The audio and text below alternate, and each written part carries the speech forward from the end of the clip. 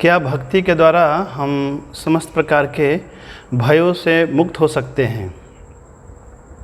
क्योंकि बारंबार हम सुनते हैं भजहु रे मन श्री नंद नंदन अभय चरणार बिंदरे, कि भगवान का भजन करने से व्यक्ति समस्त प्रकार के भयों से मुक्त हो जाता है।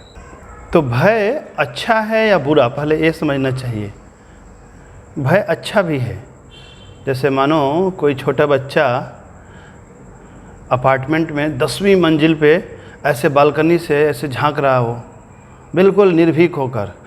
हो सकता है वो भय रहित है, लेकिन उसके घर वाले, उसकी माँ, उसके पिता भयभीत हो जाएंगे। तो कहते हैं fear is a natural response और रिएक्शन टू डेंजर।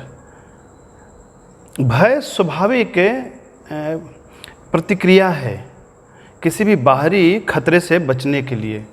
यानी ऐसी एक व्यवस्था है हमारे शरीर में, एक मैकेनिज़्म है जिसके द्वारा हम खतरों से अपनी रक्षा करते हैं। तो हमेशा डर को बुरा नहीं माना जाता, उसे कहते हैं हेल्दी फियर। जैसे मानो घर में बहुत धन संपत्ति है और कोई डर नहीं है चोरी होने का, तो पक्का चोरी होगी। तो थोड़ा डर होना चाहिए।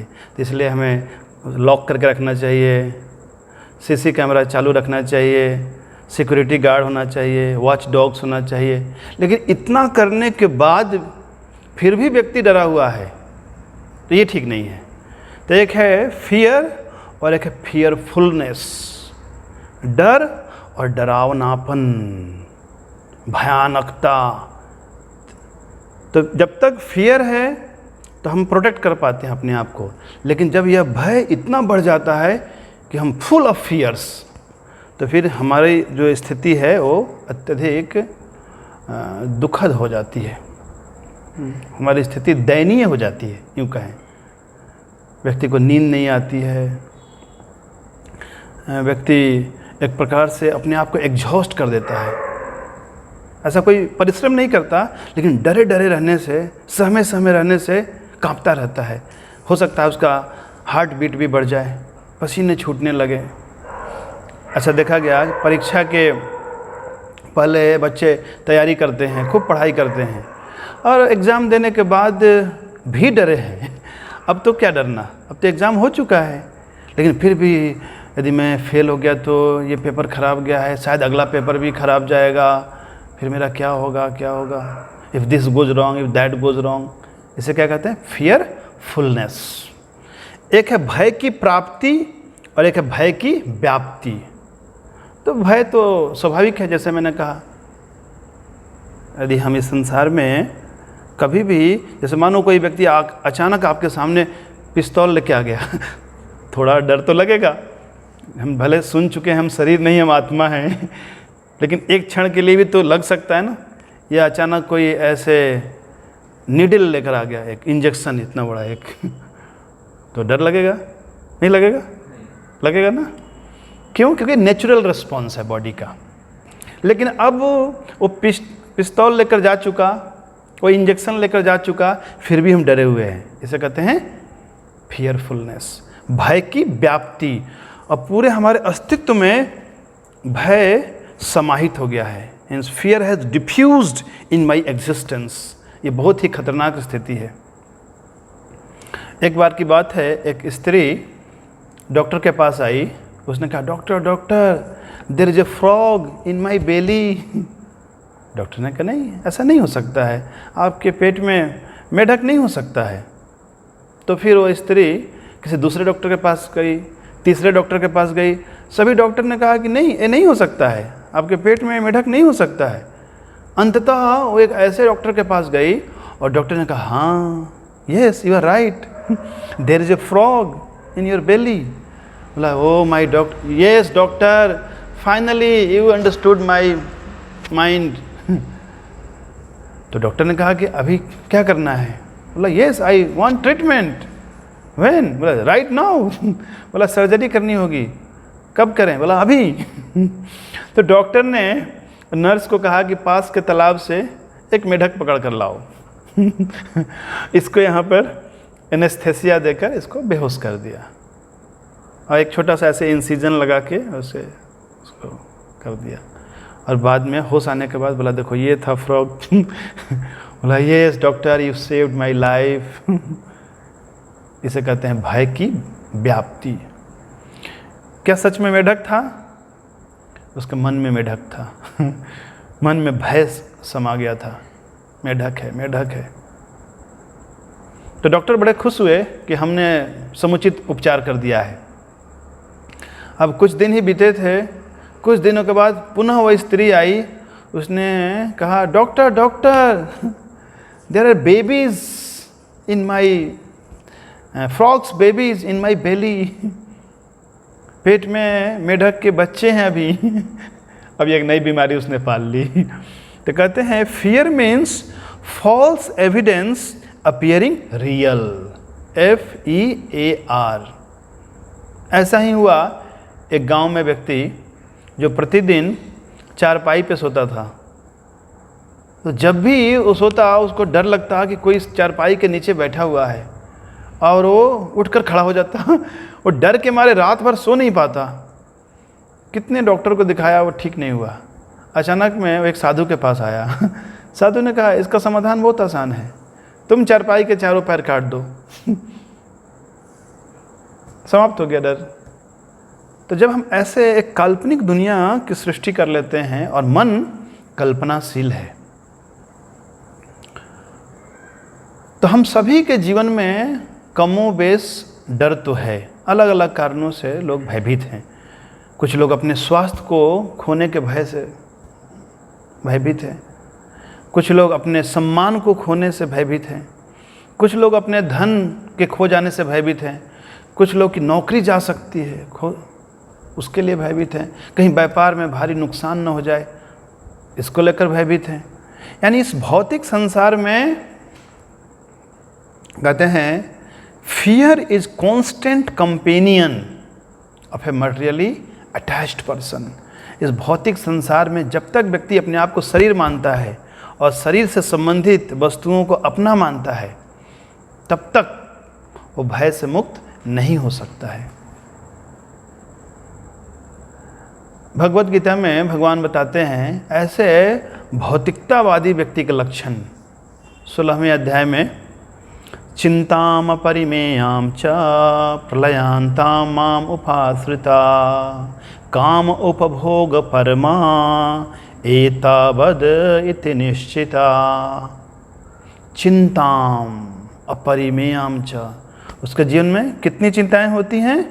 अपरिमेयाम, यानी कि असीमित चिंताएं होती हैं, इमेजरेबल एंग्जाइटीज। कब तक? प्रलयांताम, मृत्यु पर्यंत, till the time of death he is in constant anxiety, he is in constant fear. तो भौतिक जीवन यापन यानी अपने आप को केवल पदार्थ मानना, यही समझना कि मैं केमिकल्स का बंडल हूँ, कुछ बायोकेमिकल्स मिल गए हैं और मेरा अस्तित्व है, कोई कॉन्शसनेस नहीं, कोई सोल नहीं, कोई गॉड नहीं। तो इस प्रकार की जो विचारधारा है, इसमें व्यक्ति हमेशा भयभीत रहता है। यद्यपि वह अपने जीवन का लक्ष्य काम उपभोग परमा एतावद इति निश्चिता, वह निश्चित करके चलता है कि जीवन का एकमात्र उद्देश्य है eat drink and be merry, enjoy your life, there is no life after death, don't worry.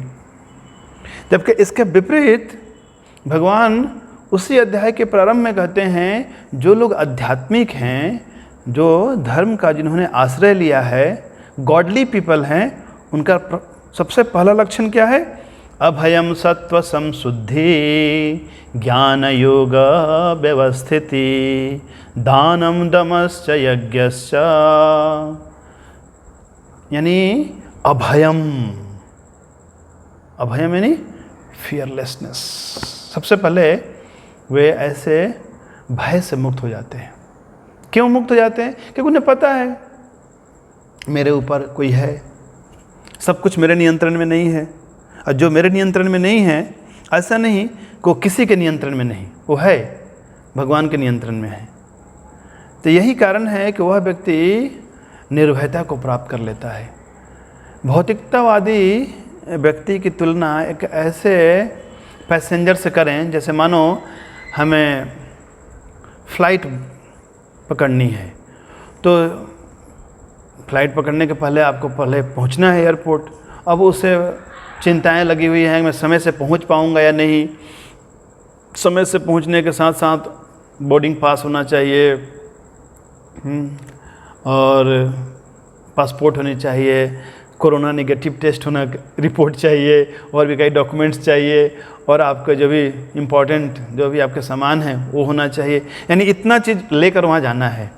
इसके अलावे यदि उसको भरोसा नहीं है तो वहाँ की व्यवस्था में भी उसको हो सकता है वो चिंतित हो जाए कि पता नहीं जो पायलट है वेल ट्रेंड है या नहीं एयरक्राफ्ट कहीं डिफेक्टिव तो नहीं, कहीं ये ईंधन इसमें कम तो नहीं। यानी कितनी चिंताएं हो सकती हैं उसके जीवन में, असंख्य चिंताएं हो सकती हैं। लेकिन भगवान के भक्त वे भी अपनी व्यवस्था करते हैं, वे भी पासपोर्ट रखते हैं, टिकट रखते हैं, जो भी नेसेसरी डॉक्यूमेंट्स हैं, लेकिन उन्हें भरोसा है, एक सिस्टम है, एक हमें वो चेक करने की ज़रूरत नहीं है।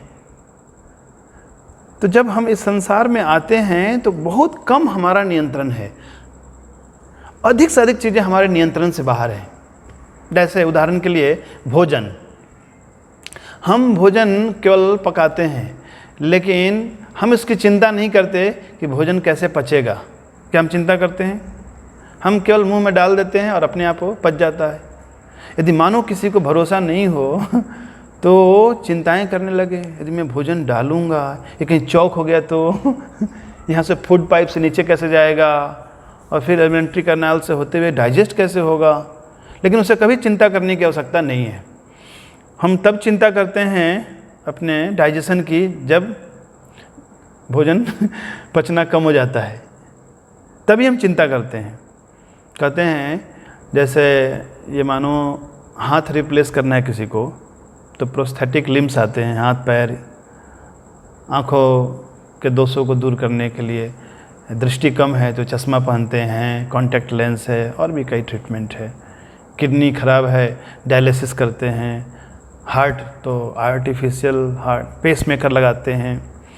लेकिन अभी तक डॉक्टर और रिसर्चर्स समझ नहीं पा रहे हैं कि मानो यदि हमें किसी के डाइजेस्टिव सिस्टम को रिप्लेस करना हो तो कितना जटिल कार्य है ये, इतना कॉम्प्लेक्स मैकेनिज्म है, इतने सारे एंजाइम, इतने सारे हार्मोन्स, कि यदि हम एक आर्टिफिशियल डाइजेस्टिव सिस्टम बनाएं तो एक पूरी फैक्ट्री बनानी पड़ेगी इतना प्रोडक्शन करने के लिए, इतने सारे एंजाइम्स के लिए। तो प्रकृति में कई ऐसी चीज़ें हैं जो ऑलरेडी व्यवस्थित चल रही हैं, हमें जस्ट सिंक्रोनिसिटी के साथ भगवान से तालमेल बिठाना है। हमें हर चीज़ के लिए भयभीत रहने की आवश्यकता नहीं है। लेकिन जो गॉडलेस पीपल हैं, जो नास्तिकता का जिन्होंने सिद्धांत स्वीकार किया है, तो वे चाहे कितनी भी व्यवस्था क्यों न कर लें, लोग व्यवस्था करते हैं, home insurance, car insurance, life insurance, health insurance, और भी कई प्रकार के। लेकिन इतनी व्यवस्थाएं करने के बाद भी हाँ कुछ हद तक थोड़ी बहुत राहत मिलती है, थोड़ी सुरक्षा मिलती है, लेकिन उन्हें अस्थायी सुरक्षा नहीं मिल पाती है। अस्थायी सुरक्षा पाने के लिए, एंड्योरिंग सिक्योरिटी के लिए हमें भगवान का आश्रय लेना चाहिए। हमें समझना चाहिए कि हम शरीर नहीं हैं, हम आत्मा हैं, और आत्मा के ऊपर कोई है, श्री कृष्ण है।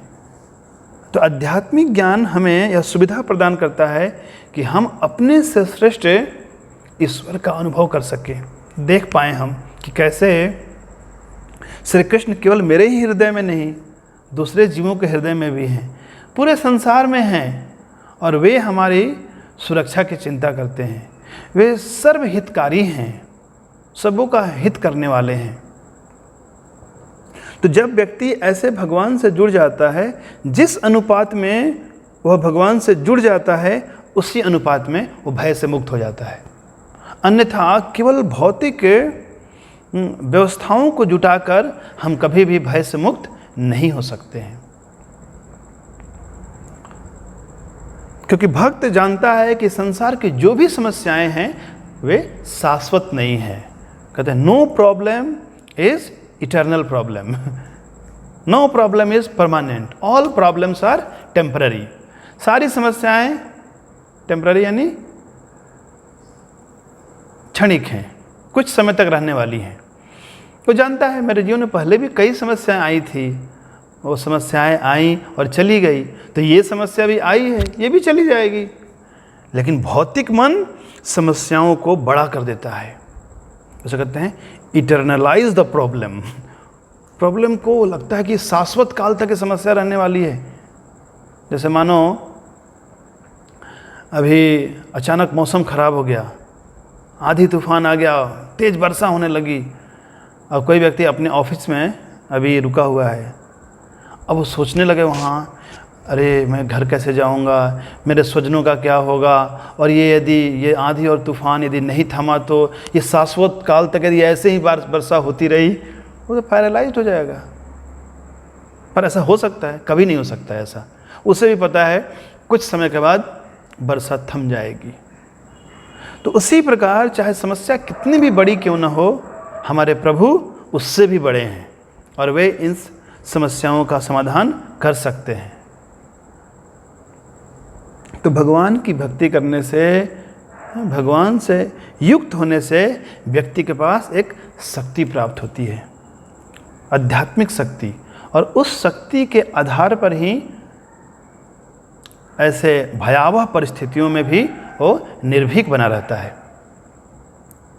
एक अन्य उदाहरण से हम समझें, जैसे मानो कोई व्यक्ति ऐसे समुद्र में डूब रहा है, कई फेरोसियस एनिमल्स हैं और भी कई संकटपूर्ण परिस्थितियां हैं। यदि मानो उसके जीवन में कोई नहीं है, उसने किसी को स्वीकार नहीं किया है, तो उसे फाइट करना होगा अकेले ही। लेकिन उसने स्वीकार किया है, तो भगवान को स्वीकार करना जैसे एक हेलीकॉप्टर लेकर कोई आ गया ऊपर से तो उसने उसका आश्रय ले लिया तो बच जाएगा वहाँ से। लेकिन नास्तिकता का सिद्धांत स्वीकार करने से व्यक्ति चाहे कितनी भी व्यवस्थाएं क्यों न जुटा ले, वो हमेशा भयभीत रहेगा। तो हाँ, भगवत भक्ति करने से व्यक्ति हर प्रकार के भयों से, हर प्रकार की चिंताओं से, हर प्रकार के तनावों से मुक्त हो जाता है। श्रील प्रभुपाद की